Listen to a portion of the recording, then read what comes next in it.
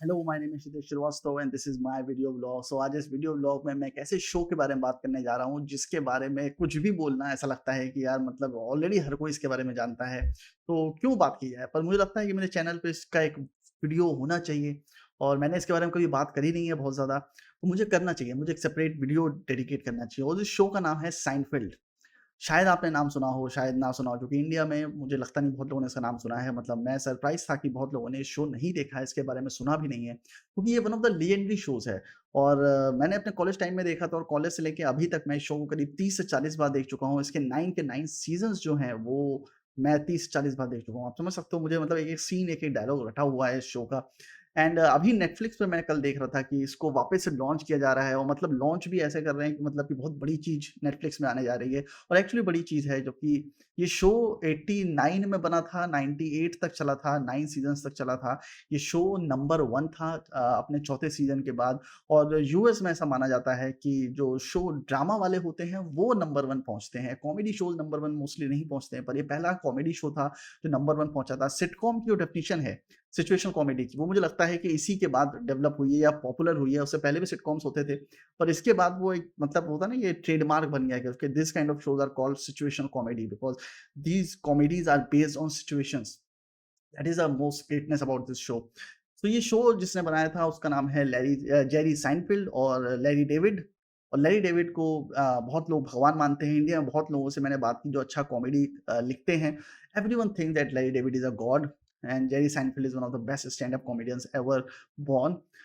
और ये इसीलिए ये शो इतना अच्छा है क्योंकि दोनों जो दिमाग थे, जो महान दिमाग थे, कॉमेडी वाले दिमाग थे, वो साथ में आए और उन्होंने आके एक शो बनाया जिसमें ऐसे-ऐसे चीज़ें हैं जो मुझे लगता है कि हर कॉमेडियन उसको डिवाइस नहीं कर सकता, और बहुत हाइपर इमेजिनेशन चाहिए आपको ऐसा शो बनाने के लिए। अब अगर आप ये शो देखोगे तो आपको कुछ ऐसा ख़ास नहीं लगेगा पहली बार में। पहली बार में लगेगा कि चलो नॉर्मल कॉमेडी हो रही है, नॉर्मल चीज़ें हो रही हैं, but trust me, writing this show was very difficult thing for anyone to do. ये शो इतना बड़ा इसीलिए हुआ क्योंकि इस शो में जो चीज़ें दिखाई गई थी वो पहले कभी नहीं दिखाई गई थी। जो एथिक्स और मॉरल्स के साथ खेला गया था वो पहले कभी नहीं खेला गया था। हमेशा एक सेफ ज़ोन में रह के आप कॉमेडी करते हो। ये सेफ ज़ोन से बाहर जाके कॉमेडी करता है, पर अगेन बाहर जाके भी अपने लिमिट्स और अपने दायरे में रहता है। सबसे अच्छी बात इस शो की ये है। तो ये शो बेसिकली बनाया था जिनके नाम मैंने आपको बताया, लैरी डेविड और जेरी साइनफील्ड ने। तो जेरी साइनफील्ड बेसिकली न्यूयॉर्क में स्टैंड अप कॉमेडी करते थे और उनका कॉमेडी कल्चर अच्छा चल रहा था, उनका कॉमेडी करियर अच्छा चल रहा था, स्टैंड अप कॉमेडी करते रहते थे। तो उसी में एनबीसी के कुछ लोगों ने, कुछ एग्ज़ीक्यूटिव्स ने उनका शो देखा and they liked very much and they said कि why don't you make a show for us. तो रैंडमली एक ऐसी चीज़ आने के बाद जेरी साइनफील्ड को पता नहीं था शो कैसे बनता है, तो उसने अपने एक दोस्त को बुलाया जिनका नाम था लैरी डेविड। लैरी डेविड एक 40 साल का आदमी था, जो बहुत जगह काम करता रहता था पर कभी भी सक्सेसफुल नहीं हो पाया था। बहुत फ़नी स्टोरी है उनकी भी लाइफ़ की।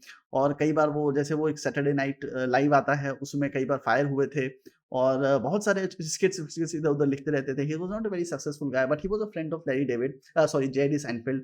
सो दोनों ने प्लान किया कि कुछ शो बनाते हैं एंड बहुत सारे शोज़ उन्होंने डिसाइड किए कि हम लोग ये बना सकते हैं, ऐसा बना सकते हैं, वैसा बना सकते हैं। पर एक दिन ये लोग एक शॉपिंग मॉल में टहल रहे थे और वहाँ पे बात कर रहे थे। अपने दोनों के बीच में, जो दोस्तों के बीच में बात होती है, वो दोनों कर रहे थे और करते-करते दोनों आस-पास जो प्रोडक्ट रखे होते हैं, झंडू बाम रखा है, वहाँ पे जो प्रोडक्ट होते होंगे उसके हिसाब से केलॉग्स का सीरियल्स रखे हैं और विस्पर्स रखे हैं या फिर कोई जूस रखा है, ऑरेंज जूस रखा है, वो इन सारे प्रोडक्ट्स की मज़ाक उड़ा रहे थे। तो लैरी डेविड को एक आइडिया आया कि क्यों ना हम यही शो बनाएँ। तो जेरी साइनफील्ड ने पूछा, "क्या?" उसने कहा, "यही, this is just we talking to each other." उसने कहा, "इसमें क्या है? इसमें कोई स्टोरी कहाँ है?" उसने कहा, let's say we have a show with no story at all. There is just 2 people who are talking to each other. 2 लोग हैं जो एक-दूसरे से कन्वर्सेशन कर रहे हैं, एक-दूसरे से बात कर रहे हैं, यही शो होगा। तो जेरी ने कहा कि यार ये वो अप्रूव नहीं करेंगे कभी, मतलब कि कोई भी शो ऐसा अप्रूव नहीं होता कि जिसमें स्टोरी ना हो। उसने कहा, यार एक बार पिच करके तो देखते हैं, क्या पता अप्रूव हो जाए। They pitched that show, a show with no story, with just 2 people talking to each other about the daily things, अपने दिन भर की बातें, दिन भर के बारे में, जो दिन भर चीज़ें करते हैं उसके बारे में वो डिस्कस कर रहे हैं। बस इस बारे में वो शो होगा। एंड सरप्राइजिंगली एनबीसी वालों ने उसको गो अहेड दे दिया और उन्होंने बोला कि चलो 4 एपिसोड बनाते हैं।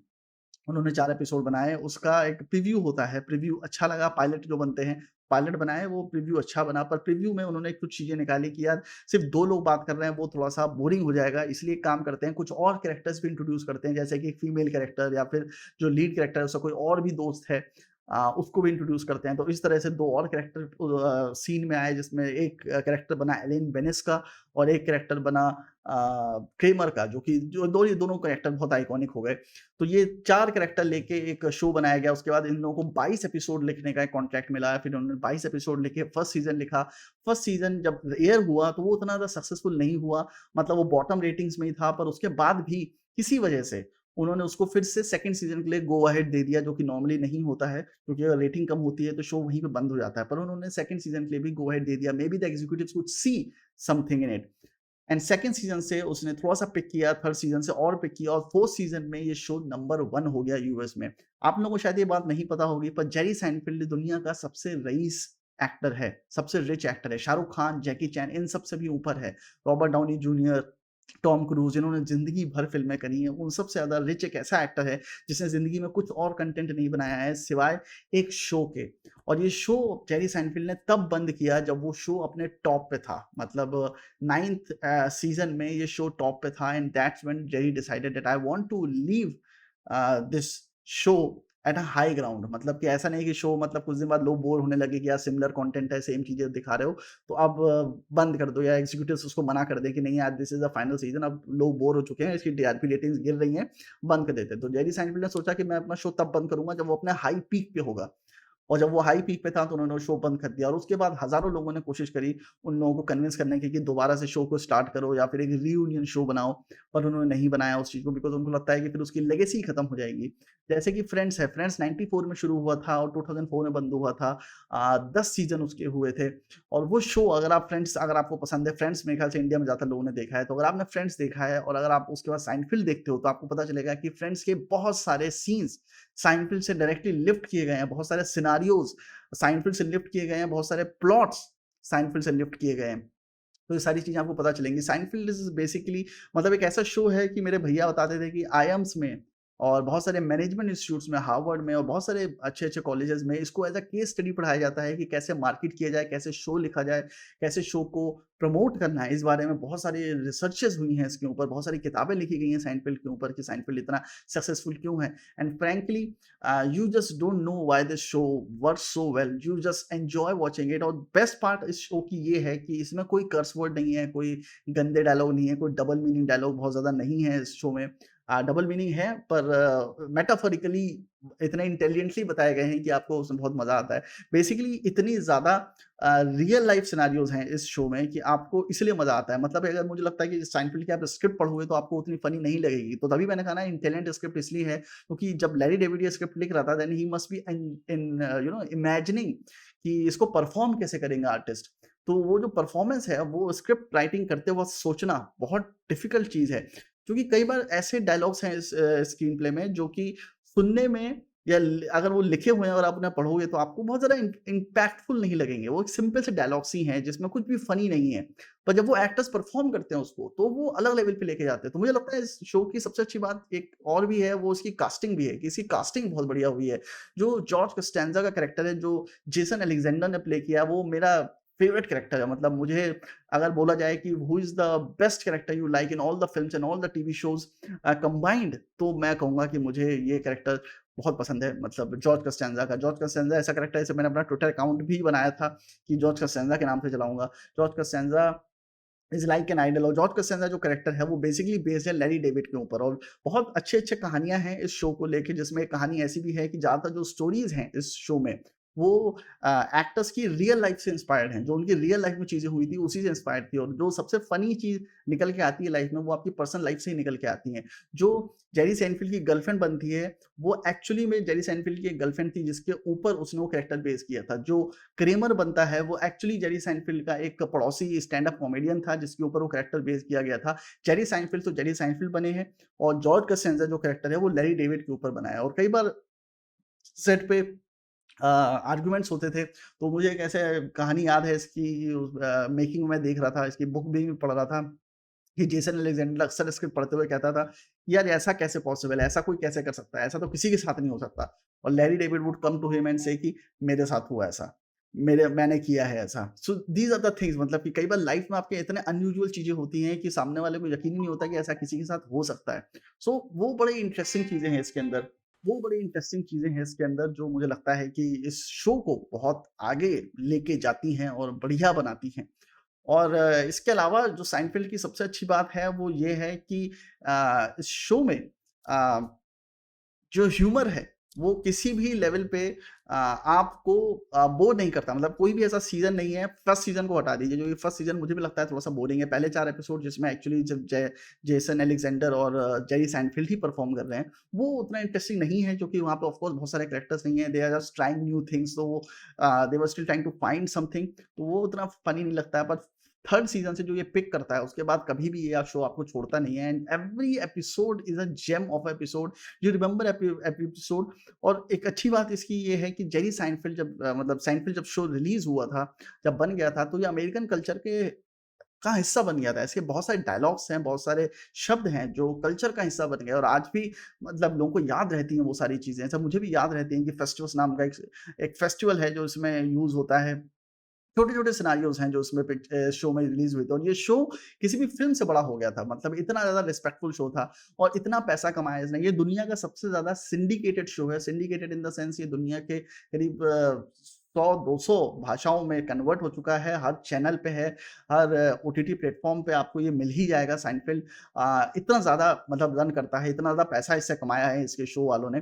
लैरी डेविड भी एक टाइम के बाद जाके एग्ज़ीक्यूटिव प्रोड्यूसर बन गए थे उसके और उन्होंने लिखना बंद कर दिया था and he used to hire a lot of writers to write the content and just overhead everything, supervise everything and उससे मतलब क्योंकि वो एग्ज़ीक्यूटिव प्रोड्यूसर बन गए थे, तो उसके बाद आज भी उनके पास रॉयल्टीज़ आती हैं। उसके बाद लैरी डेविड ने एक और शो बनाया जिसका नाम है कर्ब योर एंथुसियाज़्म, क्योंकि साइनफील्ड देखने के बाद ऐसा लगता है कि यार ऐसा ही कोई और शो हम लोग देख सकते हैं कि नहीं देख सकते हैं।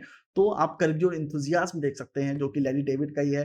वो साइनफील्ड के लेवल का फ़नी तो नहीं है पर मतलब उतना ही है। मुझे अच्छा लगता है वो शो, मतलब मैंने भी उसके सारे एपिसोड 2-2 3-3 बार देखे ही हुए हैं। So I think if you really want to learn comedy, if you really want to learn how to write a good show or how to create good content, then Seinfeld is one show that you have to watch and learn from it. और उसके अलावा इसकी script जो है, जो उसके screen pledge हैं, वो ऑनलाइन अवेलेबल हैं। मुझे लगता है उसको रीड करना ही बहुत ज़रूरी है क्योंकि वो जो स्क्रीन प्लेज हैं वो एक्ट्स में लिखे गए हैं। तो मैंने पहली बार कोई शो देखा था जिसमें एक्ट्स में लिखा गया है, तो वो यही शो था कि अच्छा एक्ट में भी लिखा जा सकता है। तो मैंने जो अपनी पहली फिल्म लिखी थी तो मैंने उसको भी एक्ट में लिखा था। It was inspired by Seinfeld only. और इसमें सबसे अच्छी बात जो मुझे साइनफील्ड कॉमेडी की लगती है वो ये है कि there is no limit to what they can where they can reach. उसमें एक एपिसोड है जिसमें गे की बात हुई है, पर चैनल ने बताया कि गे को आप नेगेटिव लाइट में नहीं दिखा सकते, तो उन्होंने हर बार जब गे का रेफरेंस आता है तो उसमें एंड में एक लाइन जोड़ देते हैं कि not that there is anything wrong with that, not that there is anything wrong with that. तो बार-बार वही चीज़ बोलते हैं और that becomes the funny thing. Actually it was a mockery of the you know this cross culture वाली जो चीज़ नहीं होती है कि अ आप कुछ करना चाहते हो और आपको करने नहीं दिया जाता है। जैसे स्मोकिंग है, स्मोकिंग हमारी सोसाइटी में होती है, पर आपको उसको नहीं दिखा सकते क्योंकि सेंसर हो जाती हैं। तो you find ways in which you can show smoking. तो इस तरह की चीज़ें इसमें बहुत सारी हैं और आई पर्सनली बिलीव कि अगर ये नेटफ्लिक्स पे आ रहा है then watch this show and you will love this show because of the humour. You will connect with this show and you will learn so much from this show कि how a good show is written. Acting wise ये show मैं नहीं कहूँगा कि बहुत बढ़िया है कि मतलब जेरी साइनफील्ड को तो एक्टिंग आती ही नहीं थी। तो वो स्टैंड अप कॉमेडियन था बेसिकली, तो ऐसे बहुत सारे कट्स हैं जहाँ पे आपको दिखेगा कि वो मतलब एक्टिंग करते-करते खुद ही हँस रहा है।